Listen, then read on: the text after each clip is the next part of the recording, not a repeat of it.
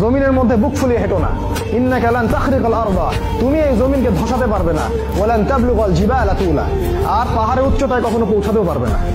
কি কথা!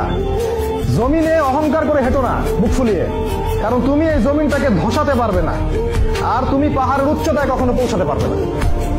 সূরা বনী ইসরাঈল পড়ে দেখেন, শোনেন, আল্লাহ পাক আপনার মনের কথা জানেন, আপনি কোন কাজ কোন উদ্দেশ্যে করছেন আল্লাহ পাক জানেন।